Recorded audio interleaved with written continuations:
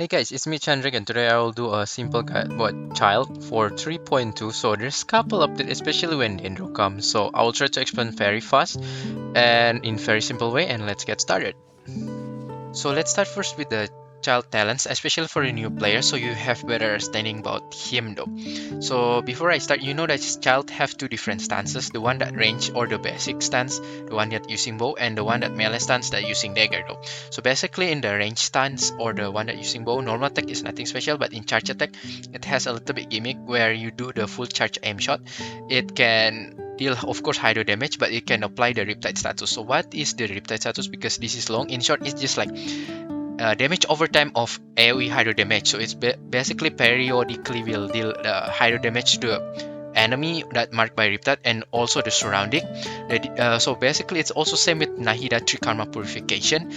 The difference is that in here, if the enemy that die that marked by Riptide, it can pass by to the another nearby opponent that's still alive though. It's because the Trikarma cannot do that, but Riptide can do that. That's why this is also good. The plunging is nothing different.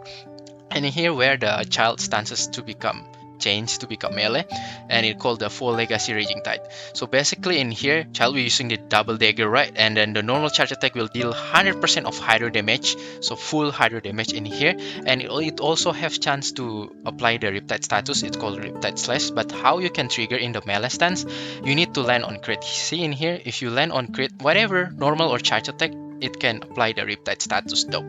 So if you ask me in here, what is the ideal time for you, like how long the Onfield that you're supposed to use for child?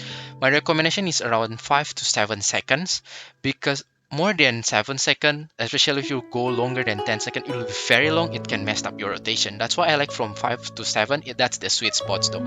Unless the enemy only 1 or 2 and they almost die the HP, then you can just unga bunga there then using the full max duration of the child though. For the elemental burst, he also have two different elemental bursts, which is I think the one and only, it's very cool. The range elemental burst, basically it will dealing a AoE higher damage with the lower cost, because you will get the return portion of energy cost. But for the melee one, it will dealing stronger, because see massive AoE higher damage, but it will cost you more energy though. So you can just see in here, see the melee has a stronger damage compared to the range, but the range one has return by 20 and melee has 60 though. So this basically range 40 and melee is 60. And it also have the riptide gimmick. Basically after you perform the elemental burst, it will kind of deal another additional damage over time of AoE hydro damage though. And also in here the passives just extend the riptide by 8 seconds. This one I already explained, and this one just increase the normal attack by another party member. Now for the weapon section, for the 5-star, actually, Childe can use a lot of 5-star of bow though, but of course the signature one is Polar Star, because it's basically very good. The stat basically crit rate, and it just like buff your skill, burst, your normal and charge attack, which is very good. I think the second best is come to the Thundering Pulse, which is from the Yoimiya signature weapon. The stat also critical damage, which is good, and it basically can buff also the normal attack, so which is quite good for me. So that's one the second best. And other than that, Amos, you can use that. We can that also buff the normal charge attack, which is good. And Skyward Harp also good, because it has also critical rate as a stats, and it can also give you another additional of 20% of critical damage. So yeah, basically Polar Star, Thundering Pulse, Amos Bow, and Skyward Harp. For the 4-star weapon, there's a couple of them that very good for child, but I think the best in general, which is Rust, because Rust, the substat also gives you attack percentage, which is very good, and the effect also very good, because it will basically increase normal attack by 80% if you reach at the R5, and I believe the power almost touched the 5-star though on the R5 though. And this is very good, especially use the elemental skill will buff in the normal attack of child a lot though. And the second one that best for me is very decent hunt, because basically it gives you critical rate as a subset, and it has the effect also I think is good and match with child, because it has a little bit of crowd controlling, so it can gather enemy that's a little bit far away to nearby child, so he can kind of apply more riptide easily, so it's kind of helping in terms of quality of life though. And the other one that good for free to play that you can simply just craft, which is Hamayumi. Basically Hamayumi is good also, almost works same like a Rust. The little bit bad is that the full potential is when it reach the 100% of the energy though. And child, sometimes you need to do the burst, right? So whenever you use the burst, the buff kinda like or the effect kinda gone a little while after you get 100%. So it's not really so optimal, but you can still use it. Other than that, you can use the Black Cliff Warbow also because the subset gives you the critical damage, and if you kill, you can get buff also. And in here, Stringless basically you can use, but this one more if you kinda into Bloom team though. So this is only used when you are Bloom team. But other than that, Rask, Viridian, or Hamayumi, or Blackcliff.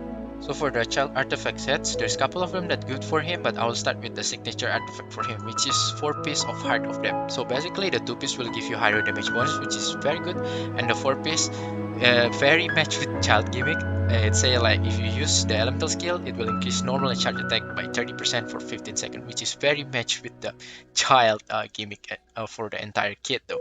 Other than that, you can try Echoes of Offering. This is also good, but the 2 piece will give you attack percentage a little bit different, and the 4 piece basically in here the one that it's technically good, but it's very RNG evolved. You see, when you hit normal attack, it has chances of 30% can trigger that will buff your normal attack by 70%. Yeah, it looks very good, but again, it's RNG. If you didn't trigger, then it's very bad. Yeah, but if it's triggered, it's very good. So this is very RNG. So good luck if you want to use this set. But this is that's actually still good because of offering. But other than that, you can try to if you don't have solid artifact, can try to mix and match between 2 piece of Heart of Depth with 2 piece of Gladiator, Shimenawa, or Echoes, offering that whatever attack increased by 80%, right? Or like 2 piece Heart of Depth with 2 piece Noblesse Oblige also can. And also the last one that I think good to mention also, if you kind of going for niche in Dendro team, especially full kind of Bloom team, then you can try to go with 4 piece of Gilded Dreams though. In here, child must become the applier of the Hydro itself, so you can kind of fully optimize these Gilded Dreams though. Although I still prefer the 4 piece of Heart of Depth though. But yeah, probably you only have this as a best artifact, then yeah, you can put on child like in the niche situation though.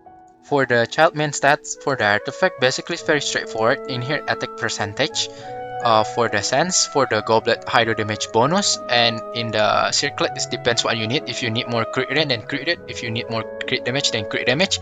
But for a bloom team, you may go for the full elemental mastery, but take note that's only for bloom team. It's very niche, but I don't really recommend actually.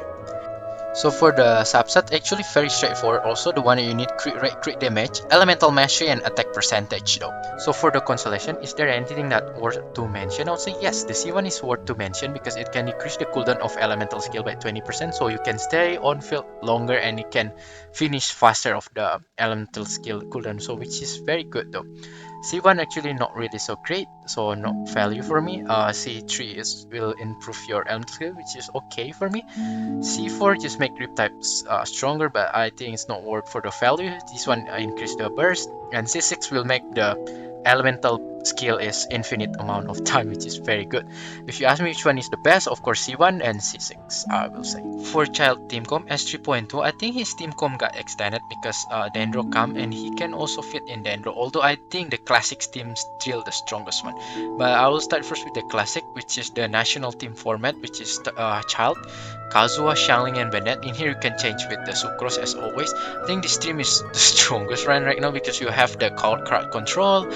This one you can kind of trigger the wave and heal whatever it does. I think this is the strongest one, and I don't want to talk that much because it's already too strong. In here, the child freeze you can utilize if you want freeze.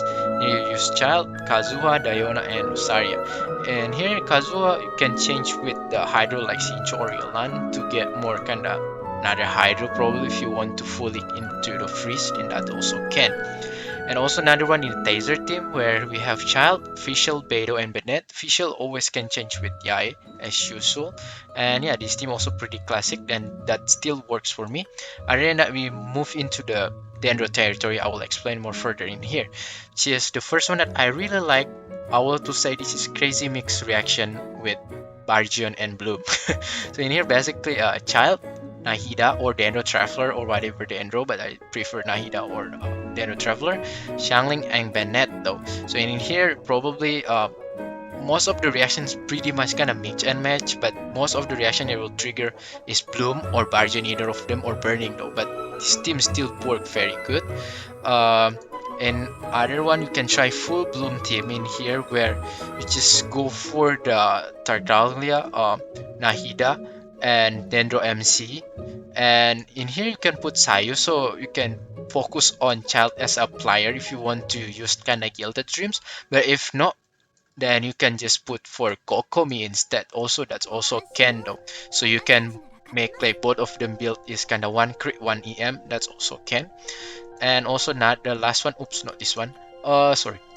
And the last one is that Hyper Bloom Child. So you can use in here with using Child, Nahida, Fischl, and Kokishino. In here, you most probably will trigger is Hyper Bloom, and they will work also though. So yeah, that couple team comps that you may try or take it as a reference. But of course, I believe there's some of the team that maybe I cannot think right now, and you can try mix and match by your own self, and that's the art of playing Genshin, right? So yeah, have fun.